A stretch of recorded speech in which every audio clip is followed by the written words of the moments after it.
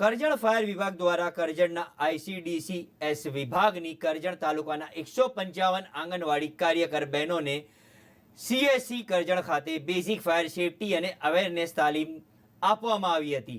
આંગણવાડી બહેનોને ફાયરની સેફટી તેમજ અવેરનેસ માટેની જાગૃતતા આપવા માટે આ કાર્યક્રમ યોજવામાં આવ્યો છે। દરેક આંગણવાડીઓના નાના ભૂલકાઓ અને કાર્યકર બહેનો દ્વારા ખોરાક ખવડાવવામાં આવે છે। દરેક આંગણવાડીની બહેનો સગડી અને બોટલ દ્વારા સખત ઉપયોગ કરી બાળકો માટે જમવાનું બનાવવામાં આવે છે। તે માટે કોઈ એવો બનાવ ન બને જે માટે આંગણવાડી બહેનોને મદદ બની રહે તે સંદર્ભમાં માહિતી આપવામાં આવી। તેમજ ફાયરનો બનાવ બને તો કેવી રીતે તેનો બચાવવાનો ભાગ અને તે રૂપે સેફટી કરી શકાય તે માટેની ફાયરના સાધનો દ્વારા પ્રેક્ટિકલી માહિતગાર કરવામાં આવી હતી।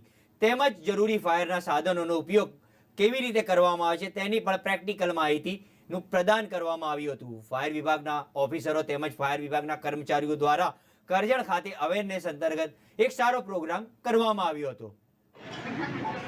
તો સમજો હું તમને સાદી ભાષામાં સમજાવું। આપણે નીચે બીજું બી કંઈ કરીશું, કદાચ બેન આપશે આ ચલાવવા માટે તો આપણે તમારામાંથી કોઈ બહેનો આને ચલાવશું, બરાબર છે। પણ આ ચલાવવા માટે એક પાસ મેથડ છે। પાસ મેથડ આપણે જોવા જેવું તમને સાદી ભાષામાં કહું છું। સૌથી પહેલા જય હોય ને કઈથી આવી તો ઉપાડવાનું અને બીક લાગે છે, હે ને? એવી દરેક વસ્તુ કે જે આપણા કંટ્રોલમાં નથી અને આપણને બીક લાગે એ આપણા માટે આપદા હોય છે, હે ને? જેવી રીતે ગેસ લીક થવું આપણા હાથમાં નથી, એની સાર સંભાળ આપણા હાથમાં છે, પણ લીક થયા પછી આપણા હાથમાં નથી કે કઈ બાજુ જશે, તો એનાથી આપણને બીક લાગે ને તે આપણા માટે આપદા, બરાબર ને? એવી આપણે 4-5 આપદાઓની વાત છે। એક તમે અનુભવ કરતા હોય, એવી નહીં કરતા હોય, ભવિષ્યમાં કદાચ કરવાની હોય એની બી આપણે તપાસ કરીશું, કારણ કે આપણો અડધો કલાક તો બગડી ગયો છે બીજી કમ્પ્લેનમાં, હે ને? તો આપણે શોર્ટમાં નાની આપણે વાતો કરીશું।